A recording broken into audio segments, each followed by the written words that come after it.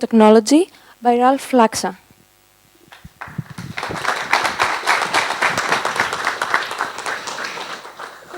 Thank you very much. So from my side, I also want to start first with a welcome to the openSUSE conference here in Greece. Wonderful place, great organization. I like it very much. So to all the many people who have helped to make that happen at that point, also from my point of view as a sponsor and SUSE executive, thank you for that. Great job done.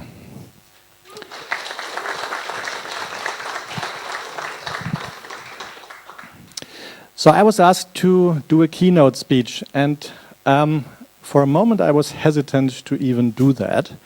Why that? Because I'm several persons in one, okay? On one hand, I'm a community member like all of you, okay? I like openSUSE, I love openSUSE, I use it myself. Not on this laptop, by the way, that's my workstation.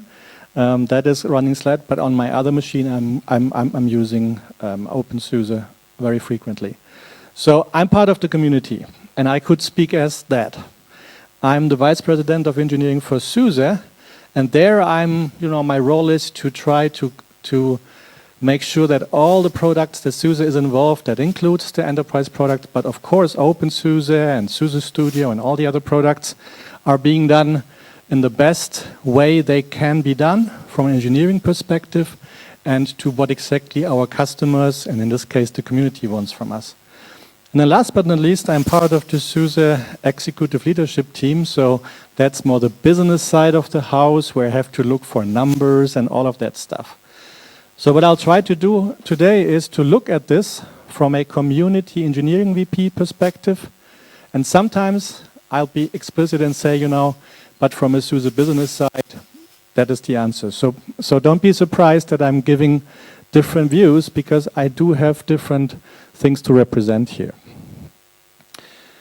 So the idea is looking a little bit forward, and by doing that, a nice idea is always to look back. So I'll start looking back a little bit, how we got here, and then I want to share some thoughts that the SUSE team has, that I personally have, on how we could go from here into the future.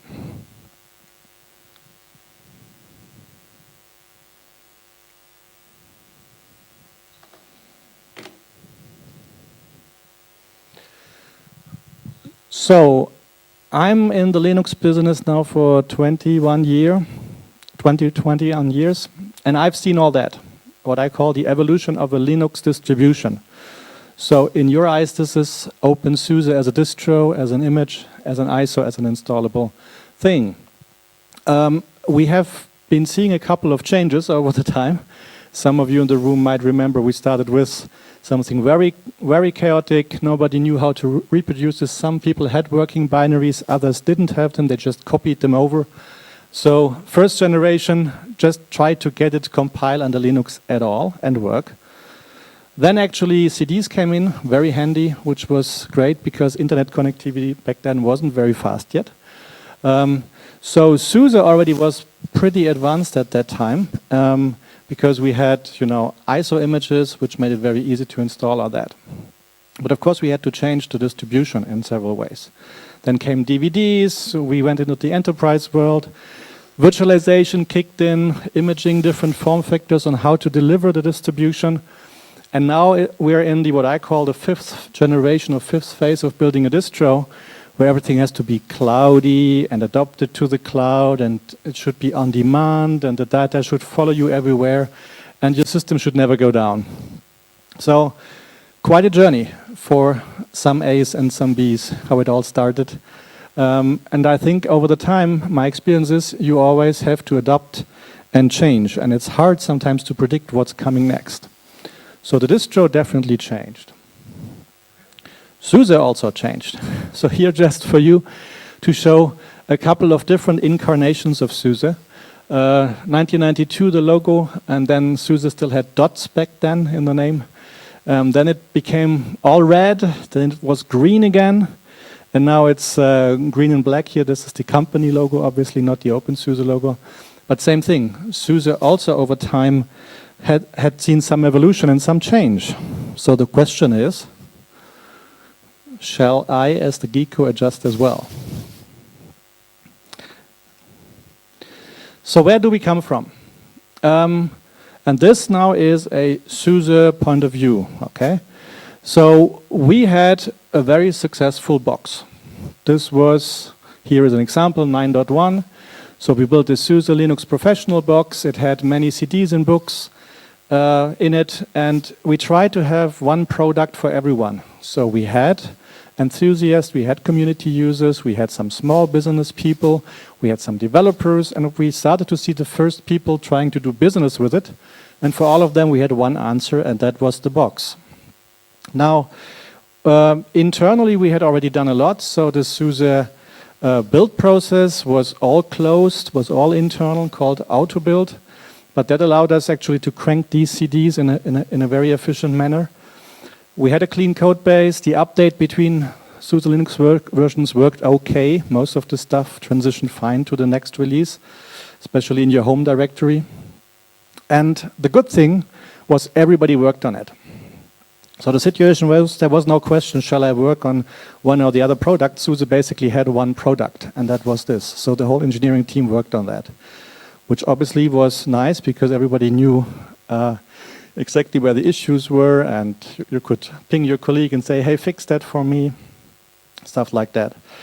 But then what happened with the internet becoming faster and easy for everyone to download these ISOs being as free CDs and all kinds of magazines, SUSE couldn't make any money with it anymore. So if the world would not be about money, we would still be doing that, okay? That was a sentence as an executive, right? I know you don't care that much about the money in the community, but we as a company, I think you understand, we had to question what shall we do now if we can't get any or can't make any money out of that. People still paid a price, but the production cost was eating all of that together with the engineering cost. So we knew we had to change. The old way of delivering one product, the box, didn't work anymore. And what happened? We had enterprise customers pulling us in one direction, wanting certain stuff, which in some cases was contradictory to what the community wanted us to do. They wanted very long life cycles, very little change, a lot of stability. On the other hand, people wanted always to have the latest and greatest. And we realized it's impossible to do this with one product. So we made a very conscious decision and said, okay, let's make money on the enterprise side, and rather than trying to make money with openSUSE, we sponsor it. So maybe this wasn't so clear from the outside, but there was a very conscious decision. openSUSE doesn't have to make any money. It is, SUSE will always contribute to that, but the product or the ISOs or the delivery by itself doesn't have to make any money. So we changed to a funding model where basically of all the money that SUSE makes, a good percentage of that goes to openSUSE. And because we know that without openSUSE, we wouldn't all be here, and without the upstream projects in general, we wouldn't all be here. So it wasn't just me trying to convince anybody or Markus Rex back then, it was all the engineers knew that. So it was a very easy decision. But that was then also, we also had to change in our engineering thinking internally. Because if you don't have one product anymore, you'll have to make sure that if external people want to contribute and you want to open up, that they actually have the tools and the access to that. So we started thinking about, first of all, our build tool, AutoBuild, was open sourced and is now known as the Open Build Service. So that was one of the conscious decisions that we took. We wanted to share that with the community. We wanted to work together with the community on that. And we also had to adjust the release process and the life cycle. We wanted to have more community say in that the community can steer openSUSE more in their direction rather than SUSE saying, where it should go. So we made a conscious decision about that. And we also wanted to encourage a variety of different openSUSE flavors. Now, why would we don't want that?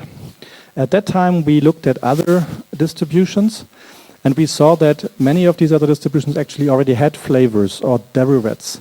And we said, if we give out the tooling with the Open Build service, it is actually a great tool, so let's proactively encourage that and invite all kinds of other communities to base their stuff on top of openSUSE. That's what we did. Now comes the question, did it work? And I want to be very honest here, so we'll look at the good sides and at the bad sides. Let me start with the SUSE view. So this is one of the typical, now I'm executive here, one of the SUSE slides. So the commercial side of SUSE has been very successful. We have all these certifications, all these partners, this big ecosystem. So that part, spinning SLE off as a separate product, definitely worked out. Why is this important to you? As I explained, that is also the money-making machine that is sponsoring openSUSE. And I'm also here to tell you that we will continue to do that. We will continue to sponsor it. Again, talking as an executive. We're all in the community with you as developers, but that's my difficult role here, speaking with different messages. So there is no question at the executive leadership team, including Michael Miller and Niels and myself, that we will and that we want to sponsor openSUSE going forward. And our promise is to sponsor it, as we grow, we can sponsor it more. And so a couple of lines here explain. The first two actually are more the business side. So we had a great year last year, so we can sponsor actually more this year than last year. And in some areas you're already seeing this because we are allowing more people to travel here, there's more funds.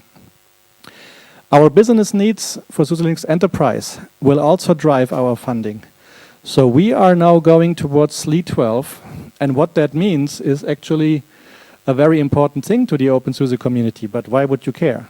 Because we are basically going to work all on the same code base. So the next openSUSE releases will be the base for SLE 12. And that means that all of engineering, again, will work together with you on these openSUSE releases. So you'll see a lot more manpower coming to the openSUSE project. The next 2 points are more the hard and community member points. So as I said, we are big believers in the open source development models. So not only contributing back patches, but also making sure that the upstream projects are well funded, are well supported, giving administrative help, giving infrastructure help. That all comes very natural to us. And so we are trying to really help the community here.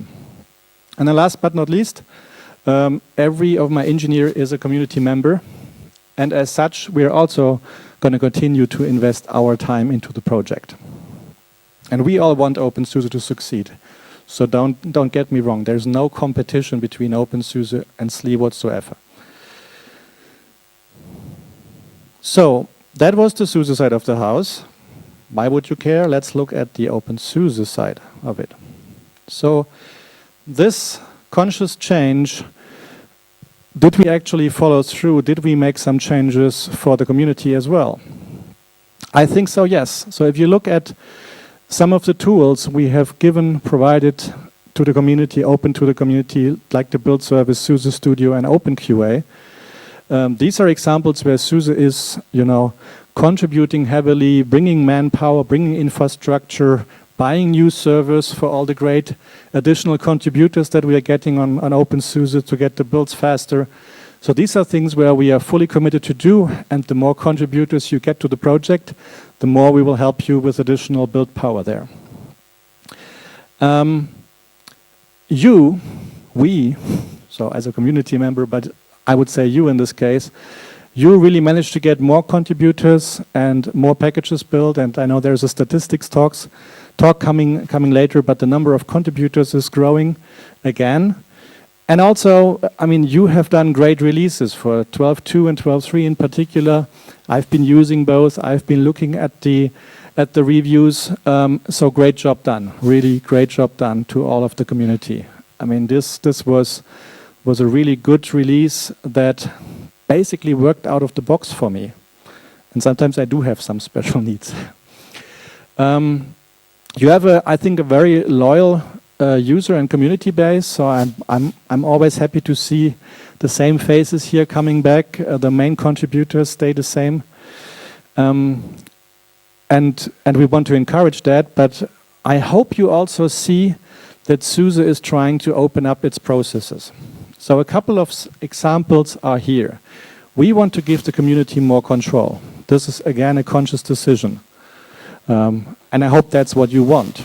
At least the feedback that I'm getting is positive. So the board really should make the decisions for openSUSE. Period. I mean, together with the community, of course. But to me, the board is really in the driving seat, in the ultimate driving seat for making the decisions. In the technical driving seats, you're all every day. But the board is kind of the CEO of the openSUSE community, if you want. And we want to empower that, and we want to encourage that.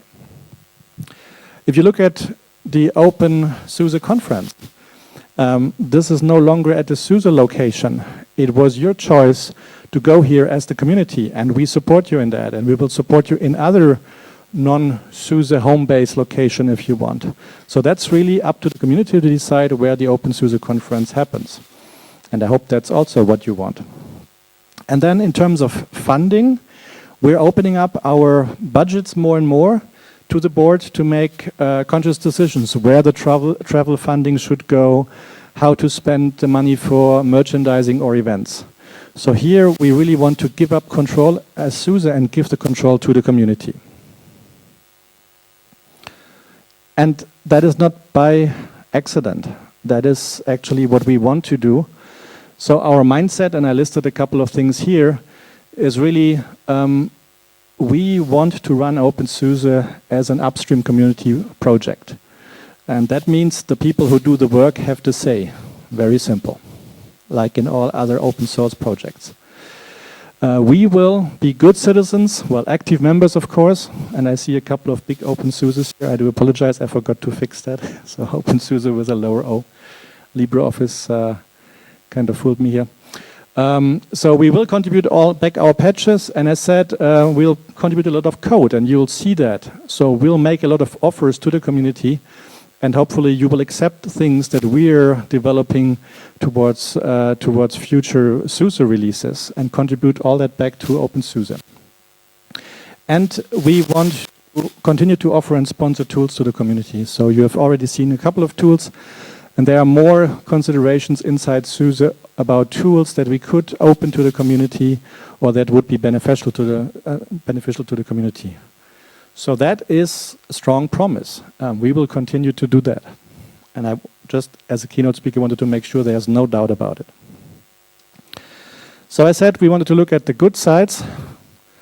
So we had wins on both sides, on the community side and on the SUSE company side.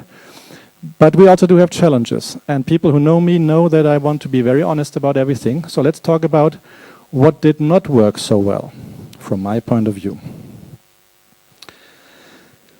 So the situation today is we have an openSUSE product and we have a SUSE Linux Enterprise product, and their code bases over time have what's the English word? Have diverged, right. So that's actually a big problem for all the developers, because I want as many of my guys to contribute to openSUSE from within their SUSE job. But if the code base is so different, it means a lot of backporting or forward porting or doing the same work twice. So that is, I mean, some people might see the slide and think, it's all about business. It's not. So there are several messages that I want to convey to you in this slide. So from a pure engineering VP point of view, the fact that our code bases have diverged is not good. And I want to close that gap, and I want my engineers to help to close that gap. And so I'm inviting, these days here at the openSUSE conference is a great opportunity to invite about discussions, because we share common problems. Let me give you some examples. On the enterprise user base, we have people who want no change. But the one thing they really care about that absolutely has to be changed or in the latest version. Sounds very much like tumbleweed, right? So the people want something stable, but in one or a couple of areas, they want the latest and greatest. That's the area where they develop in, that's the toolkit they develop in, or the application, or whatever. I think you share the very same belief in the openSUSE community. There are people who want everything to be new, granted, but there are also people who want, you know, most of it just to work, and in a couple of areas they care about to be able to have them absolutely up to date. So this is a great opportunity to work together with all our brains and try to think how can we solve that problem of having something very new, cycling maybe faster than the rest of the base, combined with the base, and engineering that in a consistent manner together. Contribution. As I said, I want more of my engineers to be able to contribute to openSUSE. But as said, if the code bases are so different, that might mean double the work. And therefore, we do have, you know, we don't take the maximum benefit because the code bases have been gone in different directions. Now we'll come together again. Now what I said, towards Lead 12, we'll work on the same code base. But after that, we have the risk of the same problem happen again. So we should think about it in advance and how we can avoid that. Upgrade. There are customers who are actually, or community members or community users that actually want to upgrade to SLE, and we don't have an answer to that today. So that is, of course, also a market for us. There is money to be made in that, but that's not the primary reason why I put up this slide. This slide is really about the engineering gap that is a pain for all of us. And I think the openSUSE community can community can benefit a lot from more SUSE contributions, and we actually want to do that. So let's work together on trying to make that work. So that's the one slide with the gap. Whenever I refer to the gap, I mean that slide. But there's more I wanted to say. So we also listened to your feedback. Okay, now looking at just openSUSE. So forget about SLE and the whole enterprise world. If we look at openSUSE today, on the one side we have factory. That's the openSUSE of the day, I would call it. That's where you're always up to date, and some days it works and some days it breaks. So what are the good things about it? Well, first of all, OBS rocks. I think part of the success of factory is that we have OBS, and big kudos to the team and the contributors to OBS. That made it possible to have an always up-to-date distribution and make it available. Also great is the flexibility. So you can really help and work together at the bleeding edge very easily in OBS, and its tooling and its design really makes that easy for you to do. I'm told, and I can't really judge this because I'm not a developer anymore, to be honest, the barrier of entrance of contributing if you're a package maintainer is actually very low. So it's easy to use OBS as a package maintainer and then build it for multiple distros, for example. Or it's easy at all to get started in building something. And then it is up to date. So that definitely is the plus for factory. On the downside, well, flexibility also sucks, because that means that so many people are driving it in so many different directions, and somebody has to make sure that it all integrates together, or some group has to make sure that it all integrates together. And that's a wholly complex problem. So by allowing the flexibility, we are facing more integration issues. Then there is instability. Everybody who has been using factory, and I used it for some time as well, knows that you know, it might break just the moment before you want to do your presentation. So that's why when doing the presentation, I'm not using it. Okay. And then there are growing pains because of the success of it, actually. So we need more people who help us review stuff, integrate stuff. We need more build power. Those are nice problems to have, by the way. And SUSE is more than willing to help on these. But these are also problems of the success. And then some people, of course, complain. Now they have the latest and greatest, and now keep it and never change it or keep it for a long time. But there is zero life cycle for factory. If you look at the openSUSE release in form of the distro, it is stable. It has an 8-month cycle, which many people think is a good compromise. It has a lot of choices, so it has your favorite tool of whatever kind of that you want is probably on there. And it has at least 18 months of life cycle with security updates. Now, it is also unstable. How can I say that? Well, if you compare it to, for example, Debian stable, that might be more stable and, also older, right? But some people say, other flavors of distros might be more stable. Yeah, it's always how you look at it. 8-month cycle, some people say that's the wrong cycle to have. Some people say there's too much choice. I don't know Linux yet. Give me a mail reader. Give me a graphical desktop environment. I don't care which one. I have to learn it anyway. And I don't want to look at several and then decide. So make a choice for me. And then 18 months life cycle. Of course, people want that to be much longer. More if they, once it's worked, to use it for a very long time. So that was the feedback that we got, and we take all of that very seriously. And there are many, many discussions about that internally and with the community. And we should talk more about this also while we are all here. So now I come to a couple of suggestions. And I called this suggestions on purpose, because I don't want to give the impression that SUSE is imposing anything on the community. SUSE should not. Yes, of course, we are part of the community, we are a heavy contributor as well. But I'm of the strong belief the community should go where the community wants to go, and not where SUSE is trying to, push it or whatever. So these are suggestions, offers from SUSE, thoughts that are going on within SUSE, how we could improve. Let's look at factory. So we are, as the whole SUSE, investing a lot in more automated testing.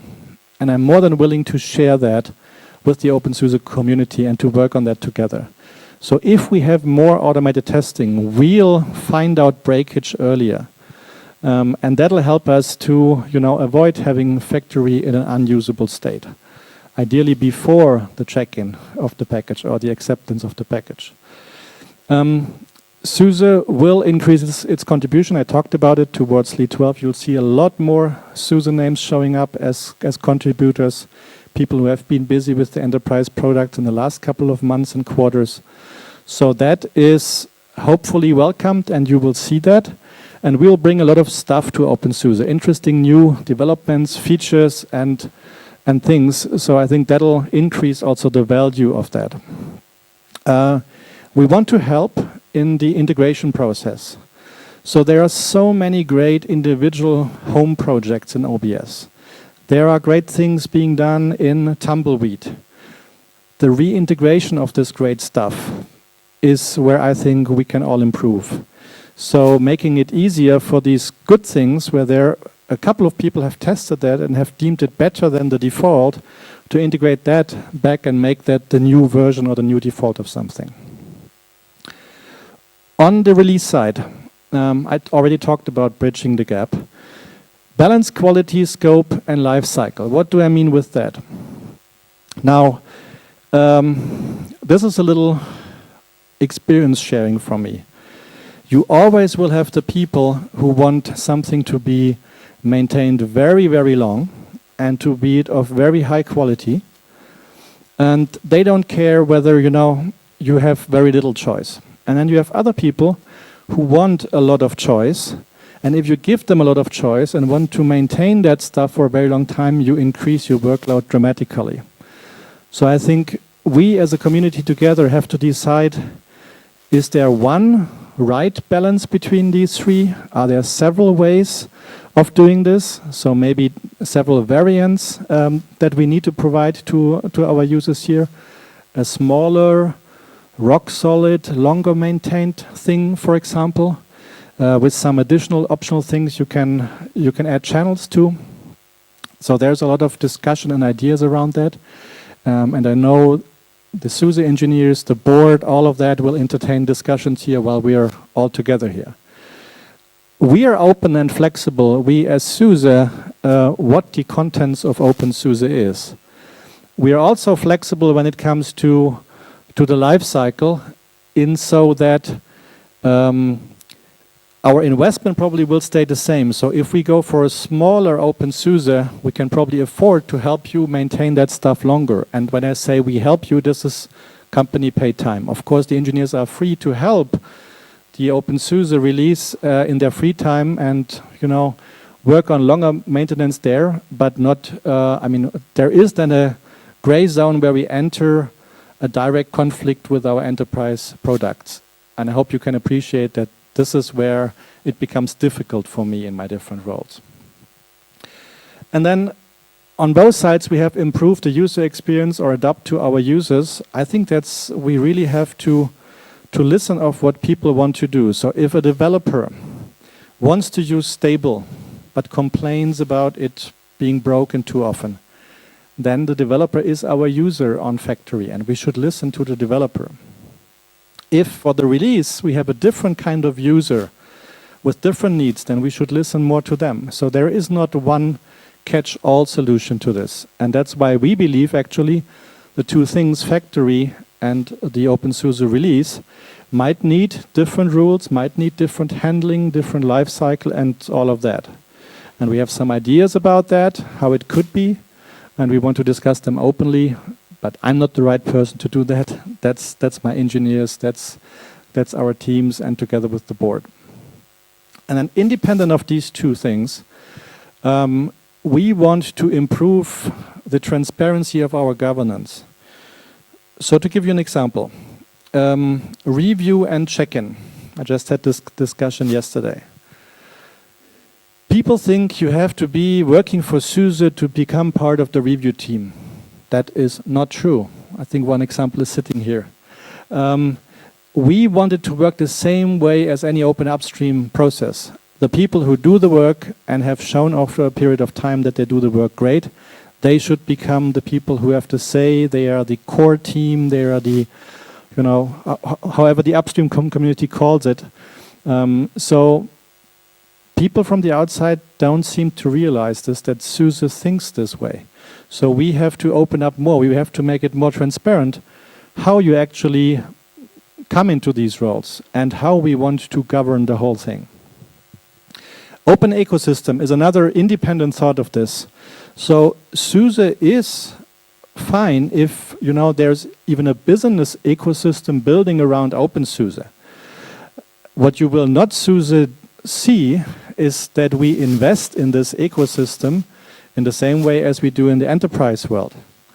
But still, as a community member, I want that to be as successful as possible, because I think there is lots of things where you can attract additional sponsors, contributors, ISVs who want to use openSUSE as their base for delivering to their customers, and we are all fine with that.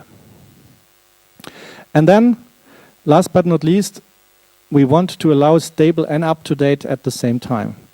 And that's what I meant with tumbleweed before, with the tumbleweed spirit or tumbleweed problem.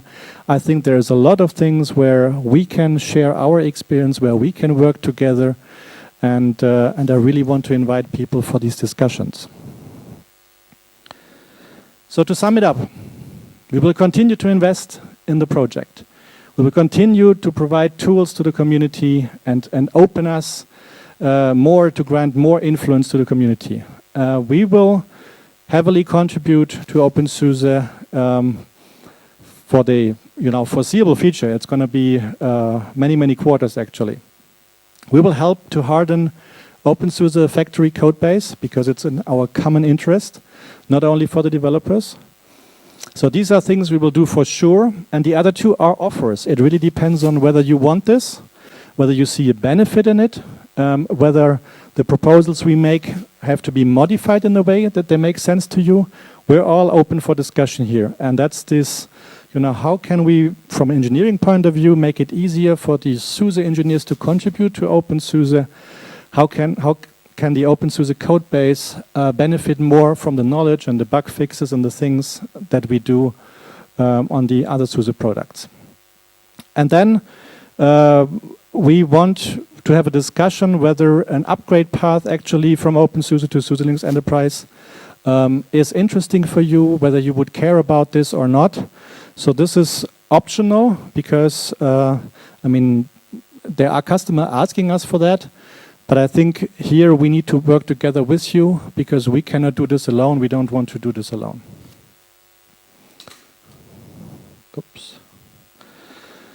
So with that, I want to end with an invitation for more discussion and hopefully questions, comments, things you always wanted to ask the engineering VP or a long-time openSUSE community member or an executive of SUSE. So I'm open to all questions. There are no limits.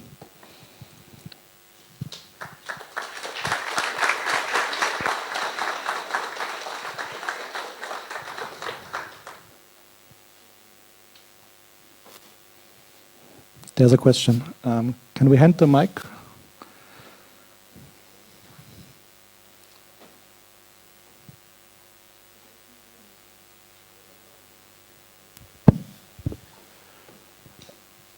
What are the chances of SUSE employing more engineers to work directly on openSUSE specific items, not necessarily SLE products, but working on openSUSE focused products that could potentially feed back in to SLE, but initially at least it would be very much openSUSE focused. Okay, so several answers to that. Number one, if you work on the same code base, no matter whether you think about SLE or not, you'll think day and night about that, okay? So by that alone, I think some of the people who haven't used openSUSE for a long time will re-win their love for it.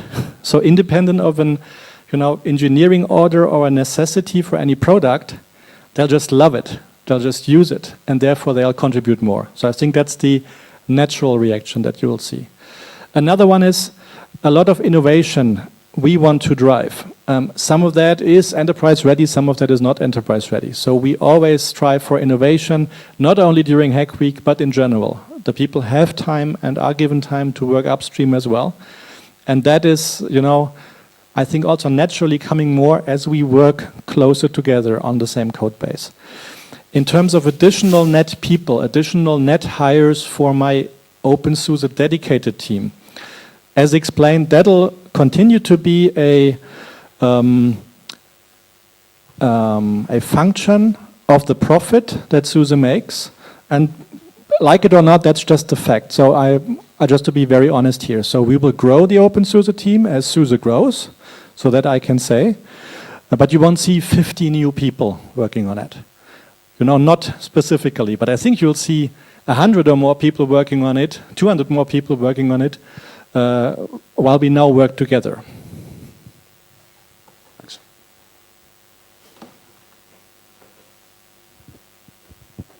And then maybe something else besides code. So tools, integration, these are all generic things that are product independent. Documentation, best practices, how-tos, all that kind of stuff will also happen much more now. So, first of all, thanks for the talk. You complete a lot of gaps that I had in my mind about the SUSE openSUSE relationship. So, how do you think that thing that you were saying that people will be able to pass from openSUSE to SUSE? Okay, how do you have that in mind? It's very interesting. It's very interesting because of my openSUSE user side. I've seen something like that in other distributions that I find annoying. But on the other hand, it's something that can be very useful to a lot of friends that I have that actually use openSUSE and want something more professional for at least one of their 2 or 3 laptops. So, as I see it, it's something that can either be very good and make the community very strong, and have more hands from SUSE working for openSUSE actually, since we will need to have less gap between us. But how exactly, how do you see that? Yeah, let me give you a couple of examples where I think it can work very well. And then we can also talk about somewhere it's difficult, okay? So let's say 13.1, 13.2, whatever comes out as the base, the SLE release after that. That's going to be an easy migration. The code bases are very close, okay? Now I'm a developer using Python, let's say that, or I'm working for a little company and I'm asked to do something with Python, okay? At that time of the release, the world is great for me. I can use it either in openSUSE or in SLE. It's a question, do I need to support or not? Then Python develops further. And for my work, I need the newer version, the newer stuff. If the newer stuff is better but backward compatible, it's an easy thing. You know, then we can share it, because the big question in the enterprise world, is it backward compatible? Is it breaking any ISVs? Is it breaking anybody's work? So if the newer, whatever, let's say Python, has more features, more functions, more libraries around it, but the old code still runs, it's an easy thing for us to work together on it, and it'll then make it into a service pack of SLE, and it'll make it into the next openSUSE release. Okay? Kernel, it's about hardware enablement. Tumbleweed is a great example. We have shown in enterprise product that we are able to go to new kernel version, where some of the other people said, wow, how did you do it? You have to be careful. You have to compile some things a certain way to be able to do that, but you can do this. So while people might think, wow, kernel is probably impossible for that, we can share the kernel, or the kernel, the hardware enablement, stuff like that. You know, we do hardware enablement professionally on pay for some preload stuff, and we can, and we want, and we will share that with openSUSE. So here's an easy way for, you know, you start with openSUSE, you get some stuff, and then you decide, now I need the support, or for whatever reason you go to SLE. It is easy.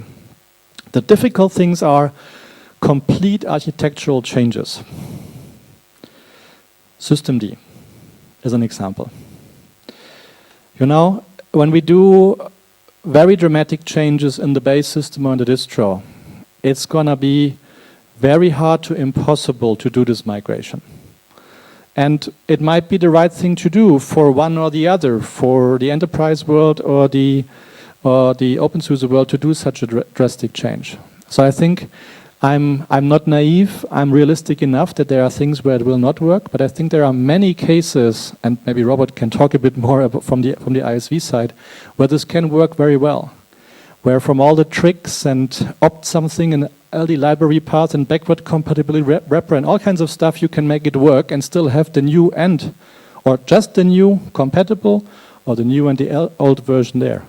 And then you're basically tumbleweeding, right? So you're some things that you can jointly upgrade, and both worlds benefit from it, and we all we continue to work together on it way after the SLE 12 release still.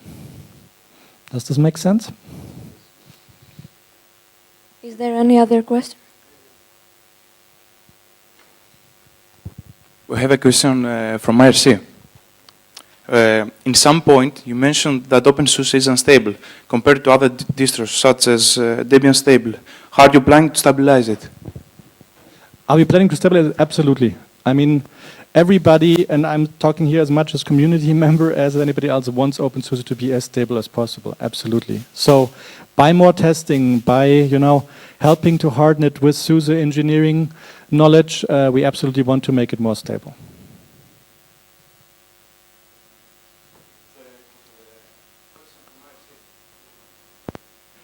Yeah, I know, but I don't have our IRC here, so I hope the people on the video stream will just type it in IRC. Sorry, I'm not multimedia connected here, just presentation.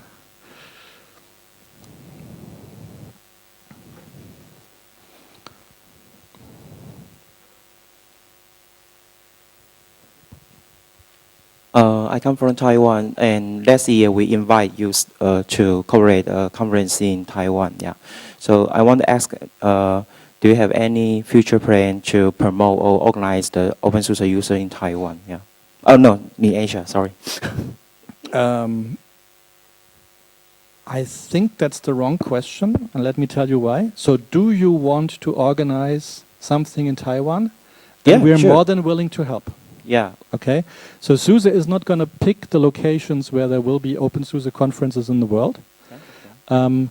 We basically look for people, for user groups, for maybe schools, for whatever is the carrying entity that says we want to have it. And then talk to us, talk to our ambassadors, talk to the SUSE staff, and to the board, and then we'll come and help you. So that's how I want this to be seen. We're not making the call where conferences should be. Wherever there is enough energy and people willing to do it, we'll do our best to help. Okay.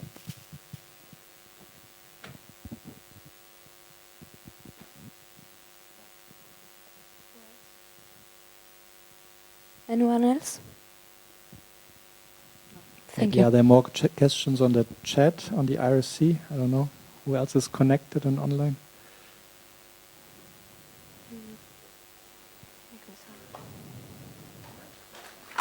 Okay, Thank you. thank you.